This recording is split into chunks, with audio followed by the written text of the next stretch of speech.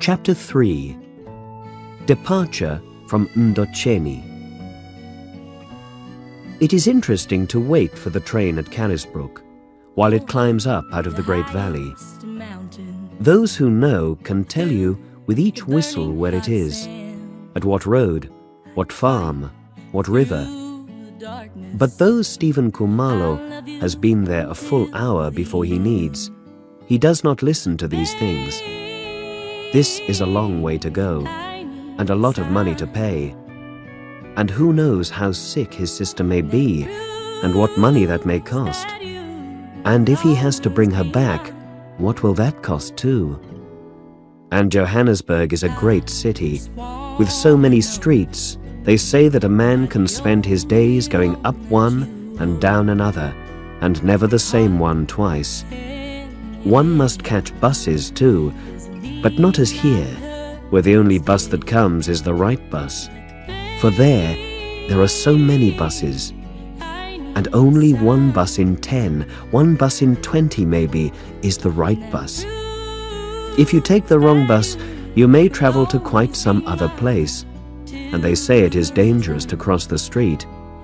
But one needs to cross it. For there, a woman of Ndotsheni, who had gone there when her husband was dying, saw her son killed in the street. 12 years old and moved by excitement, he stepped out into danger, but she stopped for a moment, and under her eyes the great lorry crushed the life out of her son.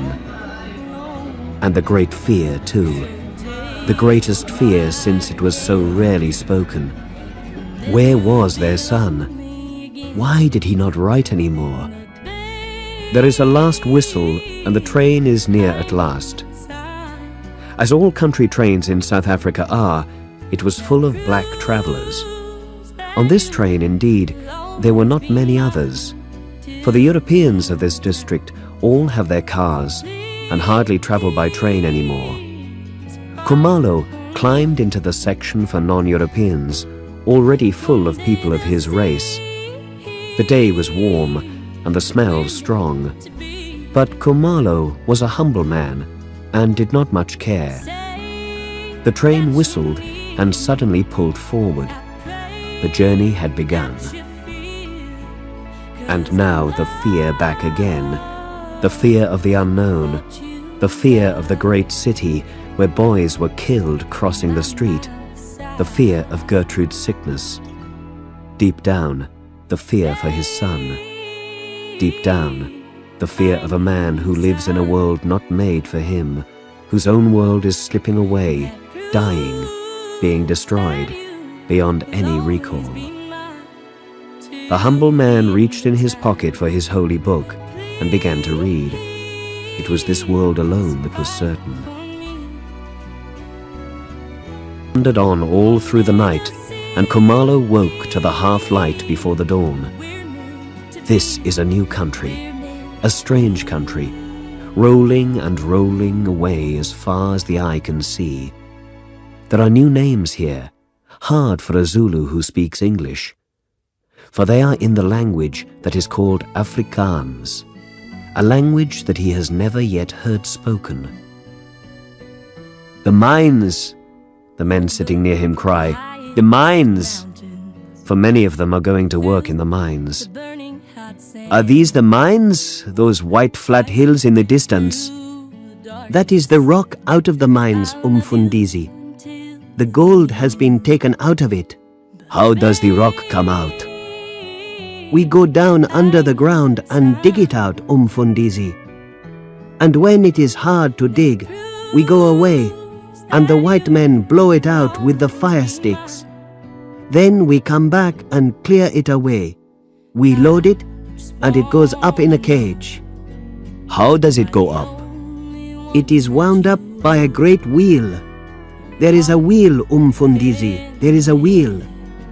A great iron structure rising into the air, and a great wheel above it.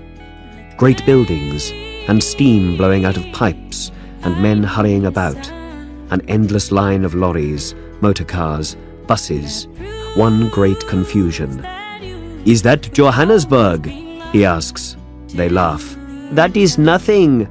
They say, "In Johannesburg there are buildings so high," but they cannot describe them. Railway lines, railway lines. It is a wonder. To the left, to the right, so many that he cannot count. A train rushes past them and makes him jump in his seat. The buildings get higher, the streets more uncountable. How does one find one's way in such a confusion? It is getting dark, and the lights are coming on in the streets. One of the men points for him. "Johannesburg, umfundisi." He sees great high buildings. The train stops under a great roof, and there are thousands of people. Steps go down into the earth, and here is a path under the ground. Black people, white people, so many that the path is full. He comes out into a great hall and goes up the steps, and here he is out in the street. The noise is frightening. Cars and buses, one behind the other, more than he has ever imagined. His heart beats like that of a child. "God watch over me," he says to himself. "God watch over me." A young man came to him and said, "Where do you want to go, umfundisi?" "To Sophia Town, young man." "Come with me then, and I shall show you." He was grateful for this kindness, but half of him was afraid. He was confused by the many turnings that they made under the high buildings, but at last they came to a place of many buses. "You must stand in the line, umfundisi. Have you your money for the ticket?" Quickly, eagerly, as though he must show this young man that he appreciated his kindness, he put down his bag and took out his purse. He was nervous to ask how much it was, and took £1 from the purse. "Shall I get the ticket for you, umfundisi? Then you need not lose your place in the line while I go to the ticket office." "Thank you," he said. The young man took the £1 and walked a short distance to the corner. As he turned it, Kumalo was afraid. The line moved forward and he with it, and again forward, and again forward, and soon he must enter a bus, but still he had no ticket. He left the line and walked to the corner, but there was no sign of the young man. He sought courage to speak to someone, and went to an elderly man, decently and cleanly dressed. "Where is the ticket office, my friend?" "What ticket office, umfundisi?" "For the ticket for the bus." "You get your ticket on the bus. There is no ticket office." The man looked a decent man, and the priest spoke to him respectfully.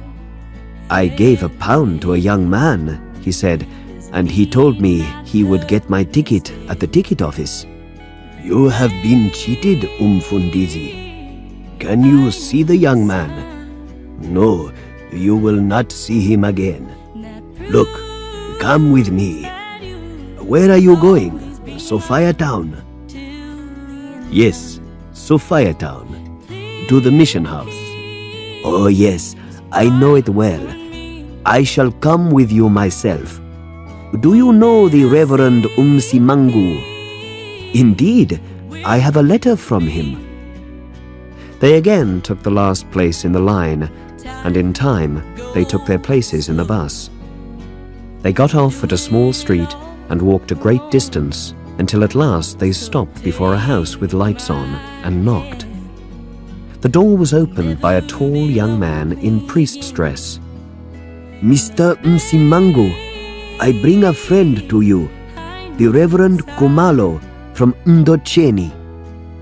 Come in, my friends. Mr. Kumalo, I am glad to greet you. You are no doubt hungry, Mr. Kumalo. Mr. Mafolo, will you stay for some food?" But Mr. Mafolo would not wait. The door shut after him, and Kumalo settled himself in a big chair. The room was light. The great confusing town was shut out, and Kumalo was thankful. The long journey to Johannesburg was over, and he had taken a liking to this young, confident man. In good time, no doubt, they would come to discuss the reason for his journey. For the moment, it was enough to feel welcome and secure. The Mission House.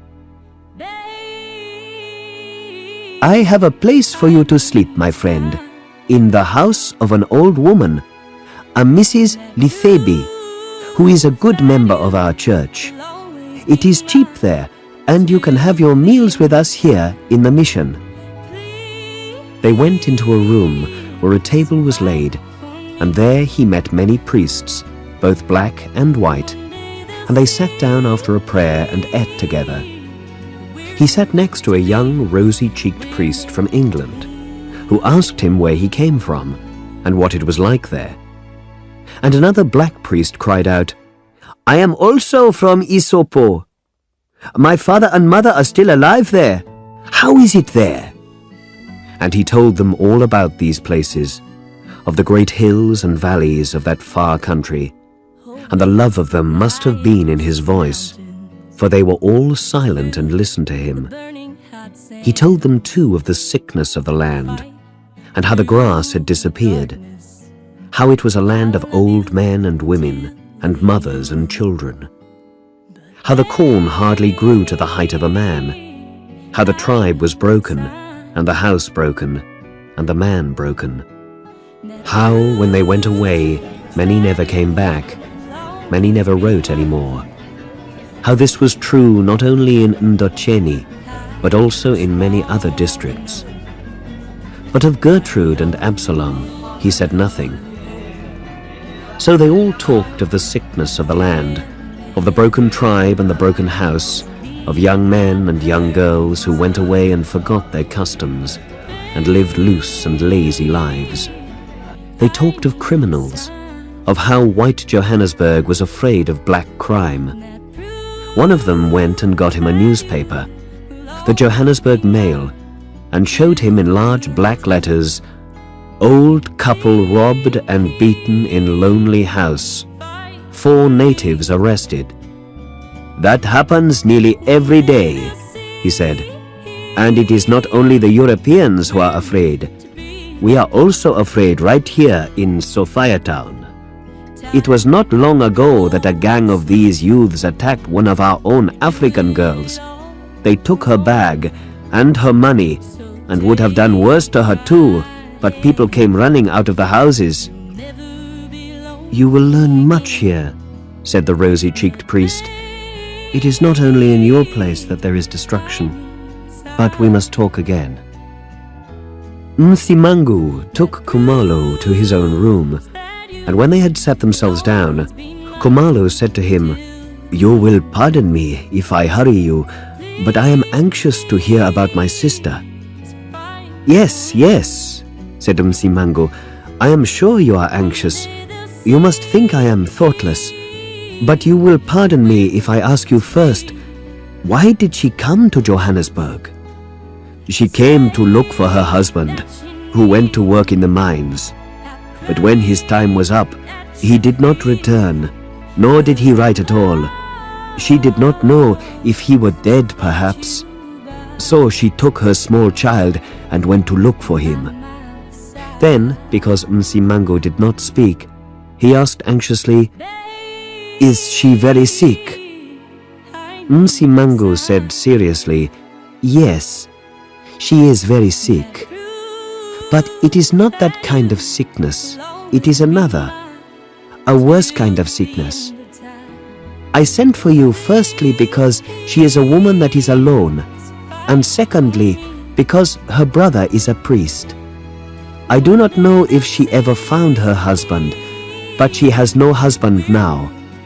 It would be truer to say that she has many husbands. Kumalo said, My God, oh my God. She lives in Claremont, not far from here. It is one of the worst places in Johannesburg. After the police have been there, you can see the liquor running in the streets. You can smell it. You can smell nothing else, wherever you go in that place. This is bad liquor here, made strong with all manner of things that our people have never used. and that is her work. She makes and sells it. I shall hide nothing from you, though it is painful for me. These women sleep with any man for their price. A man has been killed at her place. They bet and drink and fight. She has been in prison more than once. He leant back in his chair and moved a book forward and backwards on the table. This is terrible news for you, he said. Kumalo nodded without speaking. At last, Kumalo said, Where is the child? The child is there, but it is no place for a child, and that too is why I sent for you. Perhaps if you cannot save the mother, you can save the child. Where is this place? It is not far from here. I shall take you tomorrow. I have another great sorrow. But then he tried to speak and could not. So Msimango said to him, Take your time, my brother. It is not easy. It is our greatest sorrow. A son maybe, or a daughter? It is a son. Absalom was his name. He too went away to look for my sister, but he never returned, nor after a while did he write any more. Our letters, his mother's and mine, all came back to us. And now, after what you tell me, I am still more afraid. We shall try to find him, my brother. Perhaps your sister will know. You are tired, and I should take you to the room I have got for you. They rose, and Kumalo said, It is my habit to pray in the church. Maybe you will show me. It is on the way. Kumalo said humbly, Maybe you will pray for me. I shall do it gladly. My brother, I have of course my work to do, but so long as you are here, my hands are yours. You are kind. Something in his voice must have touched Msimango, for he said, I am not kind. I am a sinful man, but God put his hands on me, that is all. He picked up Kumalo's bag, but before they reached the door, Kumalo stopped him. I have one more thing to tell you. I have a brother also, here in Johannesburg. He too does not write anymore. John Kumalo, a carpenter. Msimango smiled. I know him, he said. He is too busy to write. He is one of our great politicians. A politician? My brother? Yes, he is a great man in politics. Msimango paused. I hope I shall not hurt you further. Your brother has no use for the church any more. He says that what God has not done for South Africa, man must do. That is what he says. This is a bitter journey. I can believe it. Sometimes I fear, what will the bishop say when he hears one of his priests? What can a bishop say? Something is happening that no bishop can stop. Who can stop these things from happening? They must go on. How can you say so? How can you say they must go on? They must go on, said Msimango seriously. You cannot stop the world from going on. My friend, I am a Christian. It is not in my heart to hate the white man. It was a white man who brought my father out of darkness. But you will pardon me if I talk frankly to you. The problem is not that things are broken. The problem is that they are not repaired again. The white man has broken the tribe, and it is my belief that it cannot be repaired again. But the house that is broken, and the man that falls apart when the house is broken, these are terrible things. That is why children break the law, and old white people are robbed and beaten.